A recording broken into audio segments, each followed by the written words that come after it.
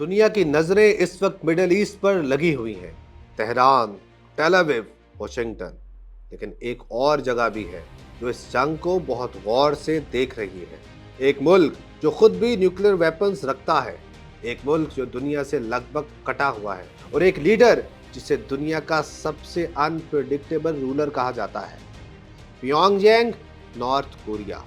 सवाल ये है, किम जोंग उन इस जंग को किस नज़र से देख रहे हैं? क्या ये कॉन्फ्लिक्ट एक दूर का कॉन्फ्लिक्ट है या फिर नॉर्थ कोरिया के लिए एक स्ट्रेटेजिक अपॉर्चुनिटी? और सबसे इंपॉर्टेंट बात, मिडिल ईस्ट की इस जंग का असर प्योंगयांग तक कैसे पहुंच सकता है? आज की वीडियो में हम आपको समझाएंगे कि किम जोंग उन इस वॉर को कैसे देख रखा है, नॉर्थ कोरिया का ईरान और रशिया के साथ क्या कनेक्शन है, और अगर ये जंग लंबी हो गई तो नॉर्थ कोरिया की स्ट्रैटेजी क्या हो सकती है। लोग किम जोंग उन के बारे में अजीबोगरीब बातें करते हैं। इसके बारे में मैंने एक कंप्लीट डॉक्यूमेंट्री बनाई है अपने दूसरे channel Ahmad Mustafa power and throne पर, जाकर जरूर देखिएगा। अब अपने टॉपिक पर वापस आते हैं। जब मिडिल ईस्ट में जंग शुरू हुई, नॉर्थ कोरिया का रिएक्शन एक्सपेक्टेड था। प्योंगयांग ने फौरन अमेरिका और इजराइल को ब्लेम किया। नॉर्थ कोरियन फॉरेन मिनिस्ट्री ने कहा कि अमेरिका की पॉलिसीज दुनिया में इंस्टेबिलिटी पैदा कर रही हैं और मिडिल ईस्ट की सिचुएशन भी उसी का रिजल्ट है। लेकिन ये सिर्फ एक डिप्लोमेटिक स्टेटमेंट नहीं था। नॉर्थ कोरिया का नैरेटिव हमेशा से क्लियर रहा है। उनके मुताबिक अमेरिका एक एग्रेसिव सुपर पावर है जो दुनिया के मुख्तलिफ रीजन्स में रेजीम चेंज की पॉलिसी फॉलो करता है, और इसी नैरेटिव को किम जोंग उन अपनी डोमेस्टिक पॉलिटिक्स में भी यूज करते हैं। किम जोंग उन के लिए मिडिल ईस्ट की जंग सिर्फ एक रीजनल कॉन्फ्लिक्ट नहीं, ये एक लेसन है, और वो लेसन है सर्वाइवल का। नॉर्थ कोरियन लीडरशिप अक्सर दो एग्जांपल्स देती हैं, एक इराक की और दूसरी लीबिया की। दोनों कंट्रीज ने अपने न्यूक्लियर प्रोग्राम छोड़ दिए और बाद में रेजिम चेंज का शिकार हो गए। इसीलिए किम जोंग उन के लिए एक कंक्लूजन बिल्कुल क्लियर है, न्यूक्लियर वेपन्स ही सर्वाइवल की गारंटी है।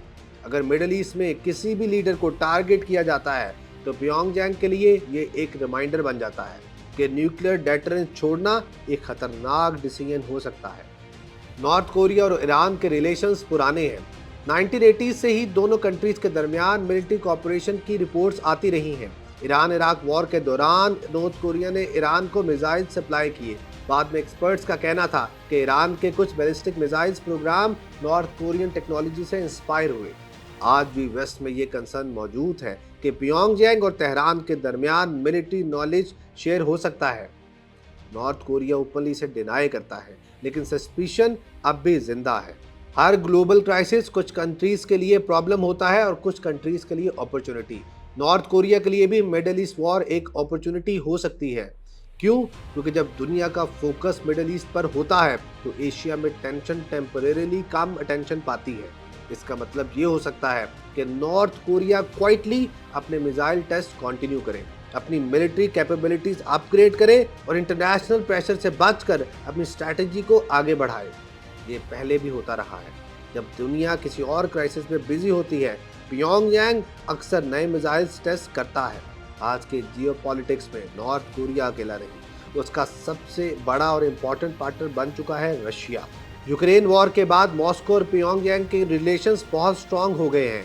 रिपोर्ट्स के मुताबिक नॉर्थ कोरिया ने रशिया को आर्टिलरी शेल्स और वेपन सप्लाई किए, और बदले में रशिया ने नॉर्थ कोरिया को इकोनॉमिक और टेक्नोलॉजिकल सपोर्ट दिया। अगर मिडिल ईस्ट वॉर लंबी होती है तो ग्लोबल अलायंसेस और भी शिफ्ट हो सकते हैं, और इस नए जियोपॉलिटिकल एनवायरनमेंट में नॉर्थ कोरिया को और ज़्यादा स्ट्रेटेजिक स्पेस मिल सकता है।